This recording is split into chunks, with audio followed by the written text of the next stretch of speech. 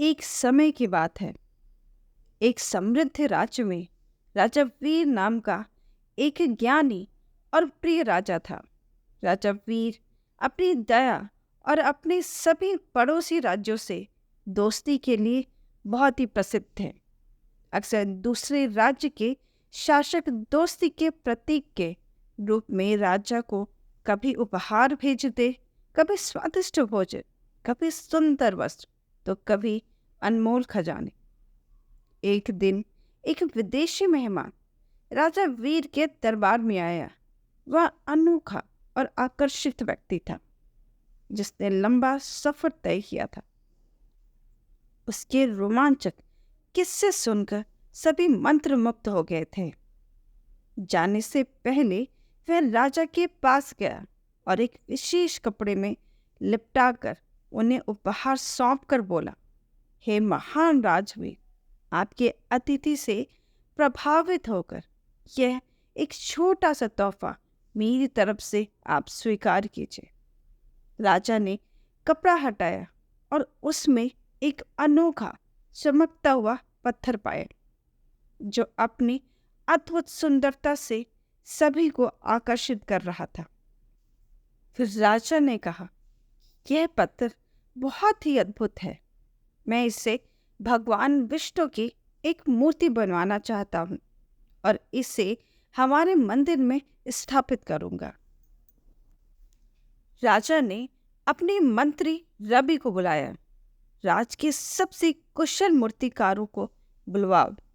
राजा ने यह आदेश दिया, इस पत्थर से एक मूर्ति बननी चाहिए और वो भी 10 दिनों में, और कलाकार को सोने की मोहरें दिए जाएंगी। मंत्री रवि एक श्रेष्ठ मूर्तिकार देव को जानता था, जो अपने काम में निपुण तो था, लेकिन कुछ घमंडी भी था। मंत्री रवि ने उसे बुलाया और पत्थर दिखलाते हुए समझाया कि देव राजा ने आदेश दिया है कि इस पत्थर से भगवान श्री विष्णु की एक सुंदर मूर्ति बनानी है।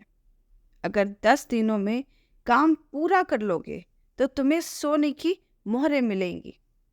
सोने की मोहरों का नाम सुनते ही देव की आंखों में चमक आ गई। सोने की मोहरें, ऐसी मूर्ति बनाऊंगा जो देवताओं के योग्य होगी। उसने पत्थर को हाथ में लेकर उसकी चमक को सराहा और तुरंत अपने औजार तैयार कर लिए। पहले दिन देव ने हथौड़ा उठाया और पूरी ताकत से पत्थर पर प्रहार किया, लेकिन पत्थर में एक भी दरार नहीं आई।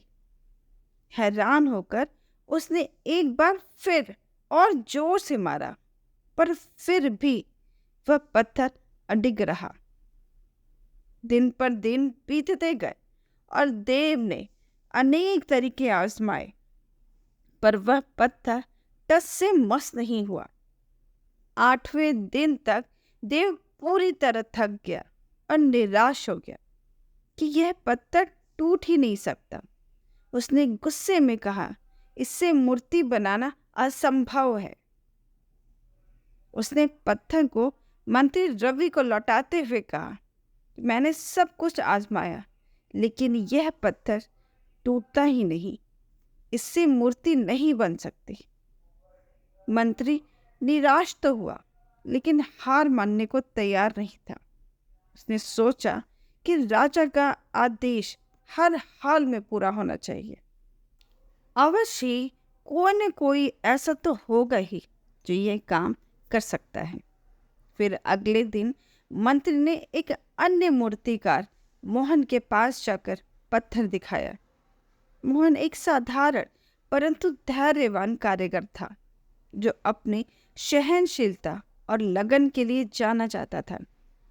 मंत्री रवि ने उसे पत्थर दिया और राजा की इच्छा समझाई, तुम्हारे पास केवल 2 दिन है, लेकिन अगर तुम सफल हुए तो राजा तुम्हें सोने की मोहरें देंगे।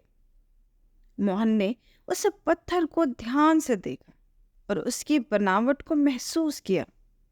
यह पत्थर वाकई में कठोर है, लेकिन मैं अपनी पूरी कोशिश करूँगा। उसने अपने औजार तैयार किए और ध्यानपूर्वक पहला प्रहार किया। आश्चर्य रूप से पत्थर पहले प्रहार में टूट गया। मंत्री रवि ने आश्चर्य से देखा कि कैसे मोहन ध्यानपूर्वक एक एक चोट से पत्थर को धीरे धीरे मूर्ति का आकार दे रहा था। कुछ ही घंटों में मोहन ने उस पत्थर से एक सुंदर मूर्ति बना दी। मंत्री ने उसे सोने की मोहरें दी और उसकी लगन की सराहना की। मंत्री रवि ने सोचा कि यदि पहला कारीगर भी इसी प्रकार से धैर्य और दृढ़ता से काम करता तो यह इनाम आज उसका होता। यह कहानी हमें धैर्य, निरंतरता और उस आखिरी प्रयास के महत्व को समझाती है। अक्सर हम यह सोचकर हार मान लेते हैं कि अब तक मेहनत करने के बाद भी परिणाम नहीं मिला, लेकिन कभी कभी सफलता बस एक कदम की दूरी पर होती है। हमें केवल वह अंतिम प्रयास करने की जरूरत होती है।